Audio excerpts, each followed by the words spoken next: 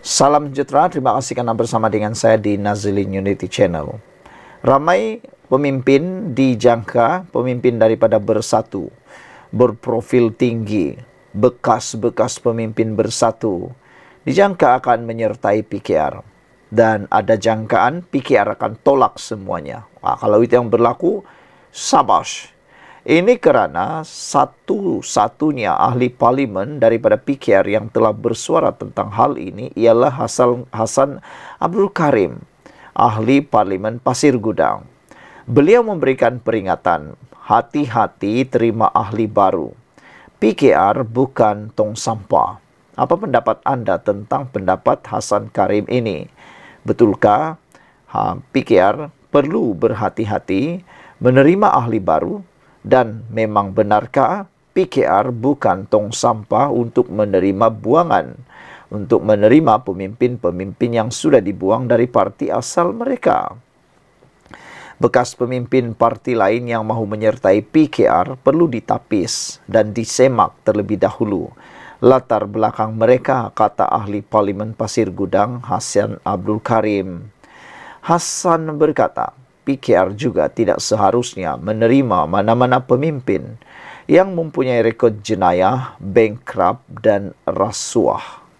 Saya menyambut baik dan mengalu-alukan jika ramai orang termasuk daripada parti lain, sama ada anggota biasa atau pemimpin besar untuk menyertai PKR dengan syarat minimum, iaitu mereka dengan jujur menerima dasar dan cita-cita parti keadilan seperti yang termaktub di dalam perlembagaan parti, kata Hasan.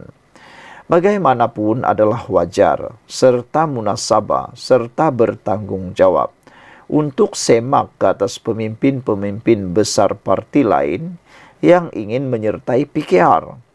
Parti kita bukan tong sampah, katanya kepada Malaysia Kini.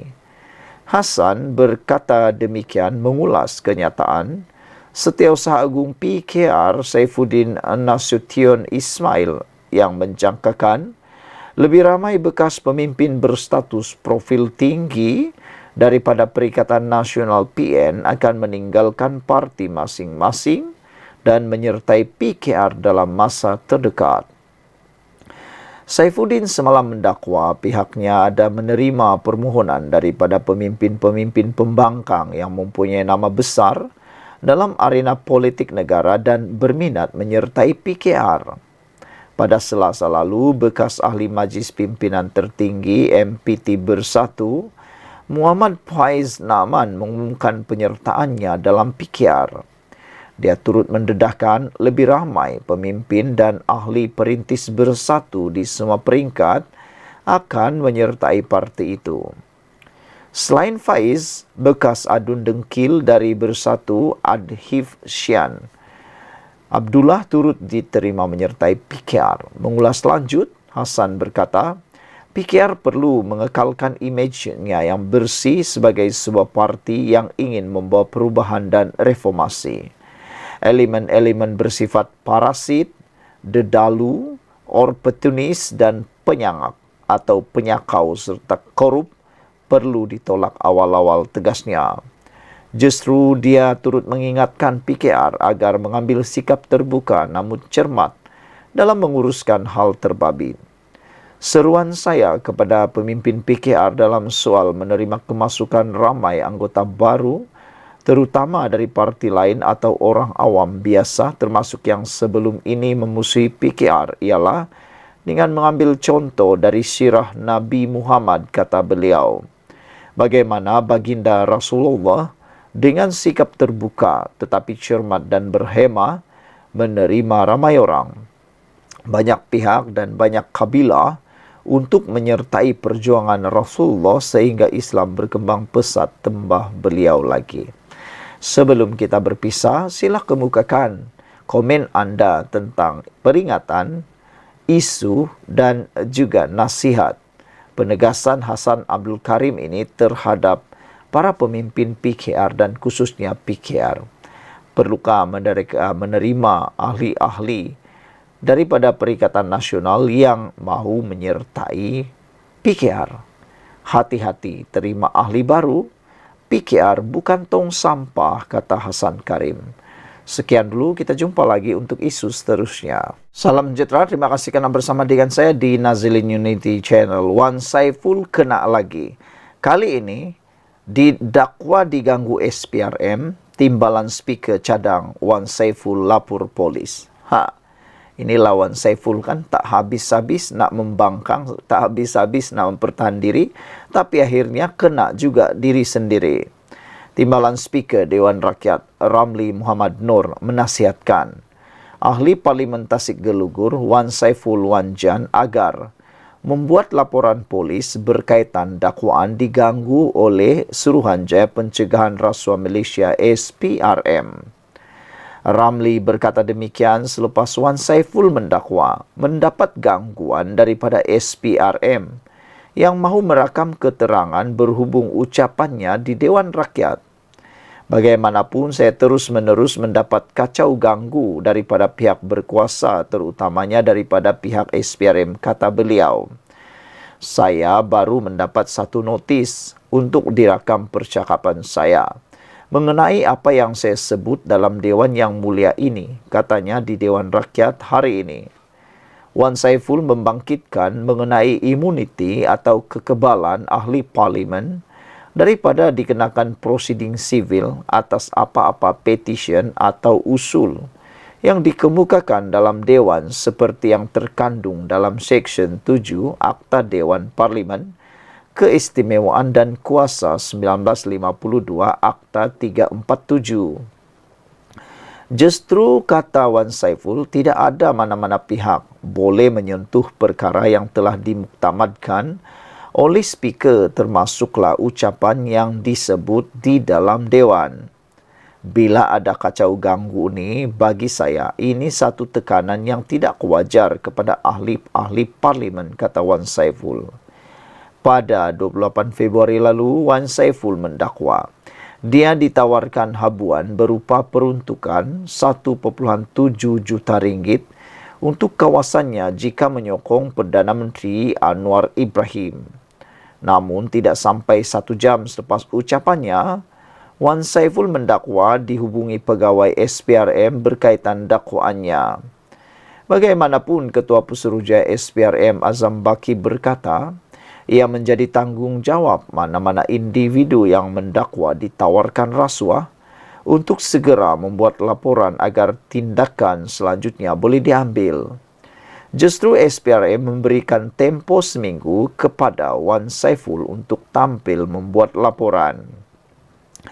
Susulan perkara itu, ahli parlimen kerajaan membuat usul untuk menggantung Wan Saiful selama 6 bulan daripada sidang Dewan Rakyat kerana mendakwa Perdana Menteri Anwar Ibrahim telah menyalahgunakan kuasa tetapi membatalkan usul berkenan setelah Wan Saiful membuat permohonan maaf. Sebelum ini netizen kata, kenapa ditarik usul itu? Kenapa membatalkan usul itu? Karena kata mereka nanti akan diulang dan akan diulang lagi. Dan akhirnya, seperti yang dijangka, perkara ini ditimbulkan sekali lagi oleh Wan Saiful, cuma nadanya berbeza. Jadi, adakah Wan Saiful tidak serik dengan perkara itu? Kata kawak dalam ruangan komen Malaysia kini. Kekebalan atau imuniti bercakap di parlimen ada hadnya. Mungkin Wan Saiful tidak boleh didakwa oleh mana-mana pihak ke atas apa-apa percakapan. Tetapi apa yang didakwa cubaan merasuah beliau adalah tertakluk kepada perundangan SPRM untuk membuat laporan, kata kawak. Brown Falcon kata inilah yang duduk jadi YB. Habislah negara dapat YB macam ni, katanya. Kebanyakan ahli parlimen Malaysia ni perlu disekolahkan, kata beliau lagi. Malaysia Maju menulis dalam ruangan komen pula mengatakan, warga Tasik Gelugur telah silap memilih wakil rakyat mereka yang suka kelentong, kaki kelentong dan sekarang ini dalam kluster mahkamah atas dakwaan di mahkamah. Jadi, adakah benar warga Tasik Gelugur telah silap memilih wakil mereka, terpulanglah pada orang-orang Tasik Gelugur untuk menentukannya. Sekian untuk kali ini. Jangan lupa tinggalkan komen Anda, tekan butang subscribe. Bye-bye. Salam sejahtera. Terima kasih karena bersama dengan saya di Nazilin Unity Channel. Najib, oh Najib. SRC, oh SRC. 1MDB, oh 1MDB. Jolo, di mana kau berada? Itu pantun yang tak pernah berkesudahan. Paling penting ialah pantun. Jolo, oh Jolo, di mana kau berada? Itu yang paling mahu diketahui rakyat Malaysia.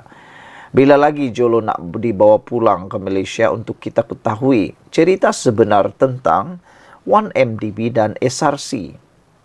Hari ini kita juga dikejutkan dengan pendedahan bahawa tak nampak bukti pun Amerika Syarikat dolar 120 juta dalam akaun Najib dikembalikan ke Tanore. Anda faham maksudnya?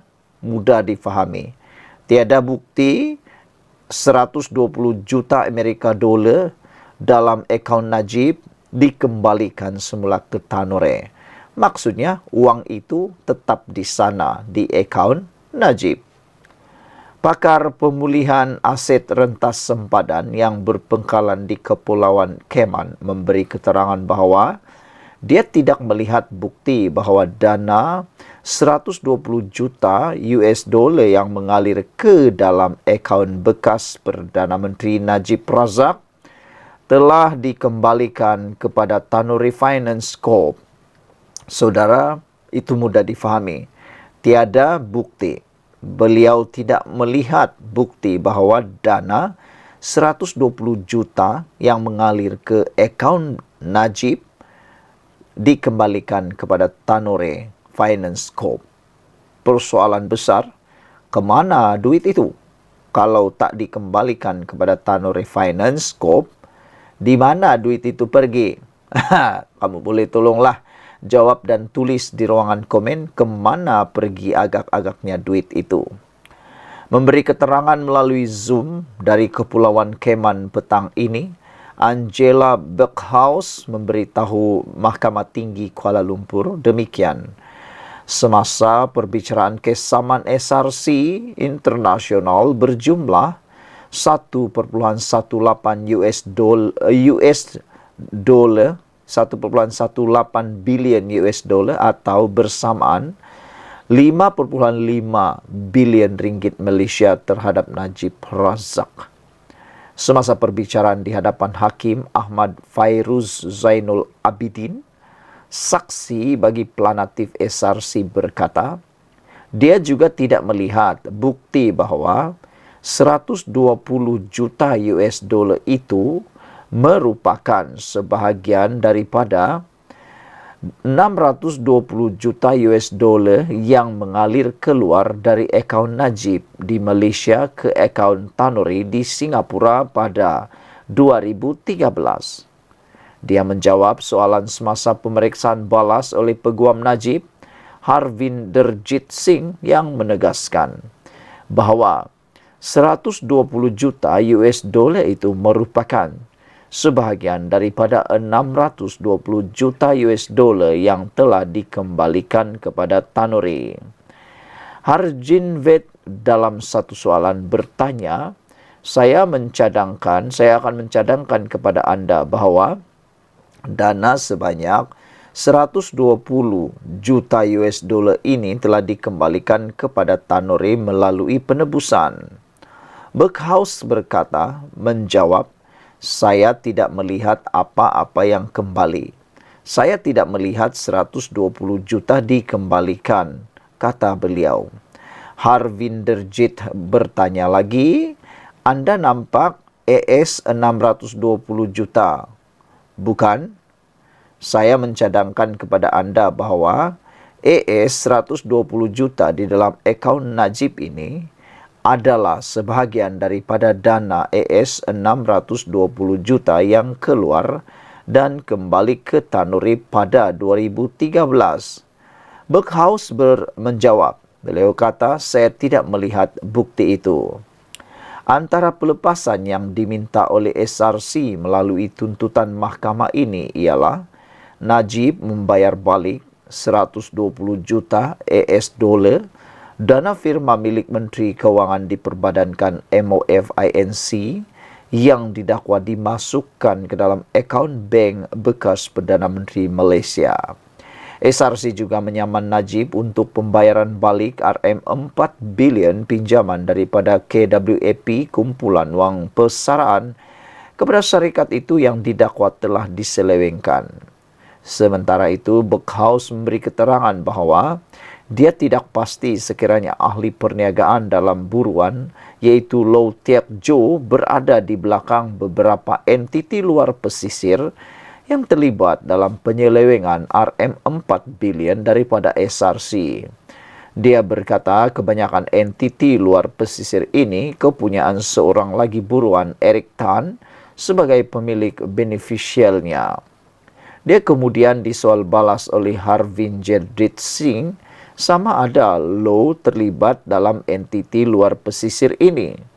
Beliau menjawab, saya tidak pasti jika dia Low adalah individu yang mengawal segala-galanya, kata Berkhaus sambil menambah bahawa dakwaan mengenai Low adalah apa yang dia baca dalam laporan Jabatan Kehakiman DOJ Amerika Syarikat mengenai penyelewengan dana daripada SRC dan Syarikat Pelaburan Negara 1MDB. Laporan DOJ mendakwa Low dan beberapa sekutunya seperti Tan terlibat dalam penyelewengan wang daripada SRC dan 1MDB melalui penggunaan beberapa entiti luar pesisir seperti Blackstone Asia Real Estate Partners dan BlackRock Commodities Global Limited. Tan didakwa sebagai pemilik beneficial Blackstone dan BlackRock. Berkhaus memberi keterangan bahawa analisisnya terhadap dokumen yang diberikan kepadanya oleh Prince Waterhouse Corporation dalam kapasitinya sebagai pelikuidasi entiti luar pesisir menunjukkan Tan sebagai pemilik berdaftar firma berkenan dan bukannya Low. Antara entiti yang dia diupah sebagai pelikuidasi ialah SRC BVI, British Virgin Islands, yang didakwa menerima aliran masuk berbilion ringgit dana SRC yang berpengkalan di Malaysia sebelum diagihkan kepada pelbagai syarikat dan individu lain. Semasa disoal oleh Harvinder Berkhaus berkata, laporan DOJ dapat mengaitkan hubungan antara Low dan entiti luar pesisir. Ini kata Berkhaus berbeza berbanding analisisnya kerana dia terhad kepada analisis dokumen kewangan yang ada padanya.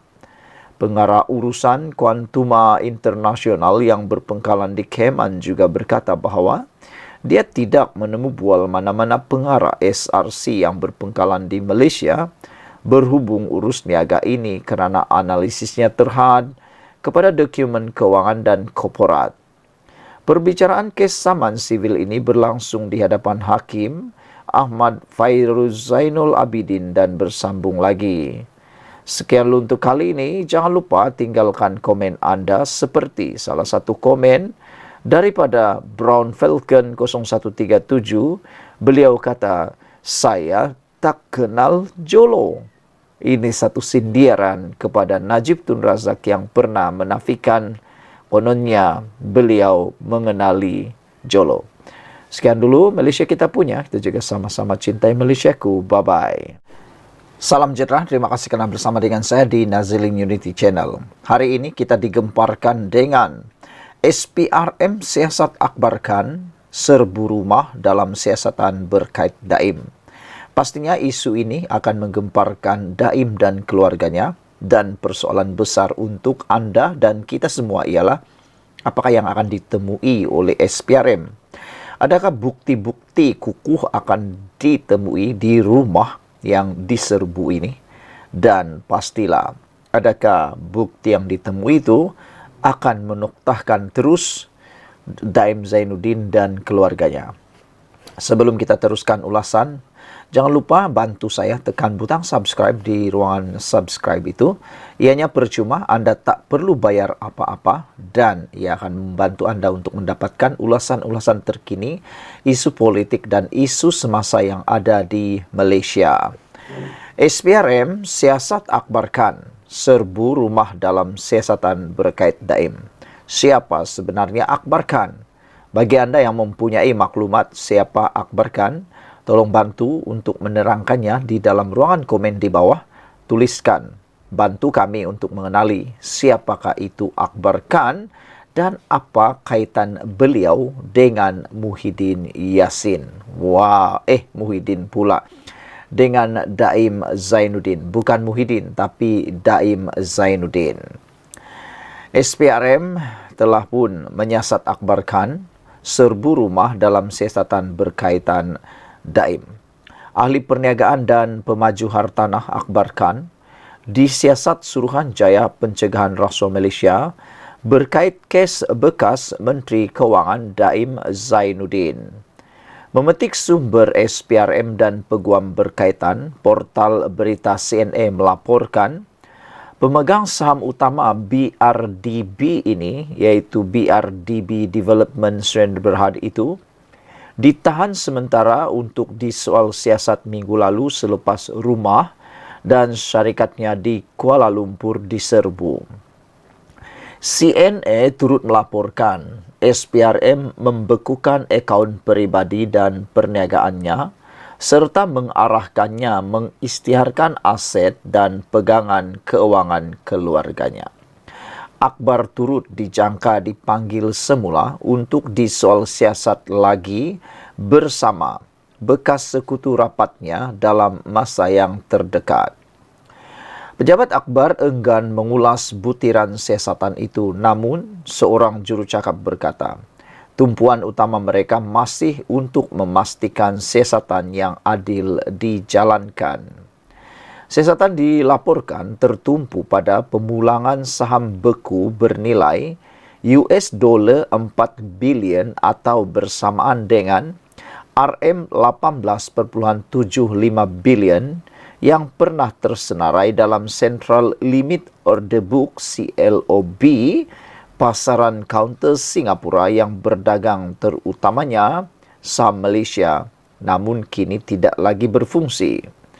Selain itu, siasatan turut dijalankan berhubung urusan pertukaran pegangan saham syarikat konglomerat Multipurpose Holding Sdn Bhd pada akhir 1990-an dan 2000.